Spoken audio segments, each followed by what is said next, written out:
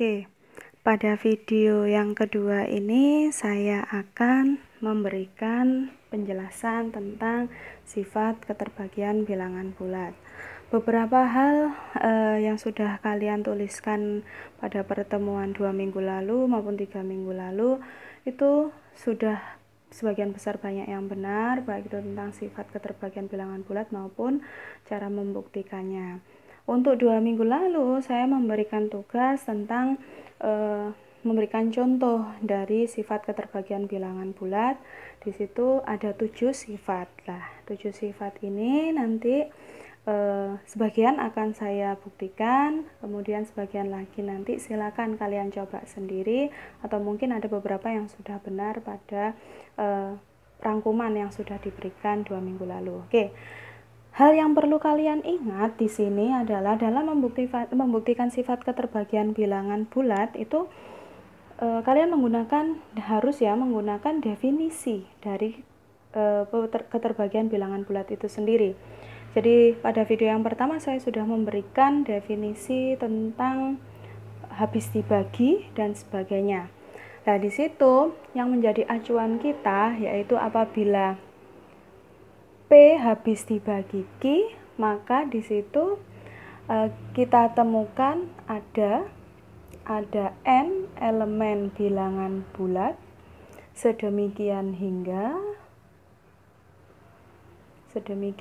apa di situ? Sedemikian hingga P sama dengan N dikali Q. Ini yang menjadi acuan kita dalam membuktikan beberapa sifat. Sifat yang pertama yang akan kita buktikan yaitu P habis dibagi oleh P sendiri. Ini adalah kita sebut sebagai sifat refleksif. Untuk membuktikannya kita harus membuktikan ada N elemen bilangan bulat sedemikian hingga P kali N, P sama dengan N kali Q, seperti itu. Maka kira-kira di sini P itu sama dengan berapa kali P? Yaitu 1. Nah, karena ada 1 elemen bilangan bulat sedemikian hingga P sama dengan 1 kali P, maka di sini terbukti apa? Terbukti P habis dibagi oleh P atau P habis membagi P. Terbukti sifat refleksif. Seperti itu.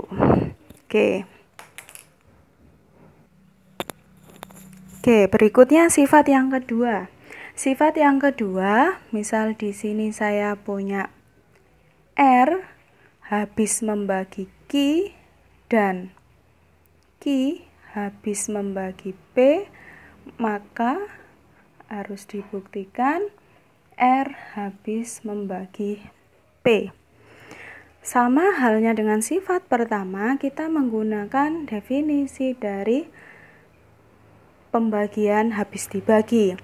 Di sini untuk R habis membagi Q berarti apa? Berarti saya punya ada N1 sedemikian hingga Q sama dengan N1 kali R. Seperti ini. Apa?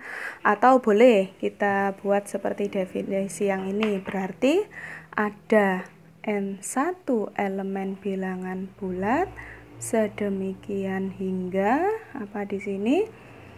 Q sama dengan N1 kali R. Untuk yang kedua yaitu Q habis membagi P, berarti ada N2 elemen bilangan bulat sedemikian hingga apa?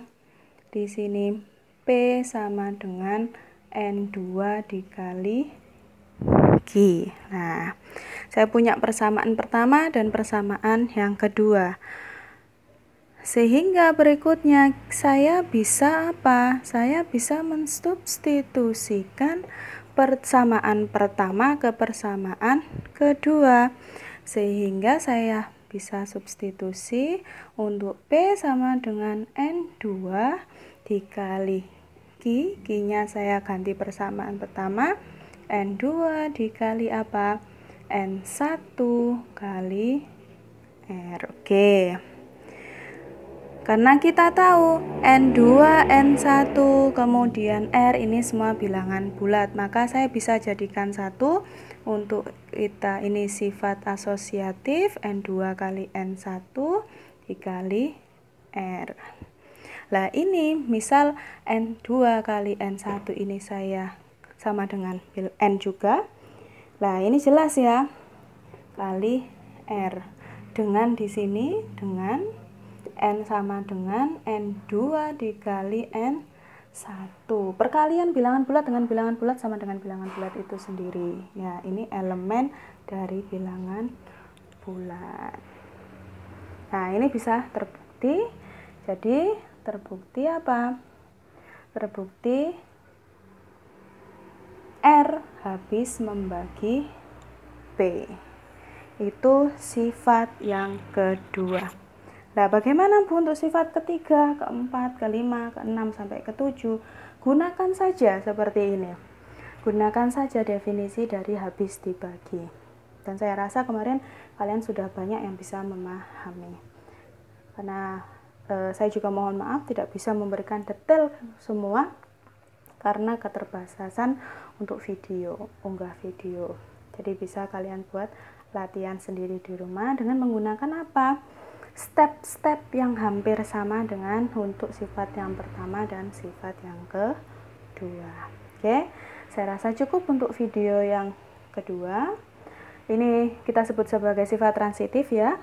Kemudian nanti saya akan bahas juga, masih saya lanjutkan di video ketiga tentang sudah tidak keterbagian bilangan bulat lagi, tapi tentang bilangan prima. Seperti itu. Oke. Terima kasih.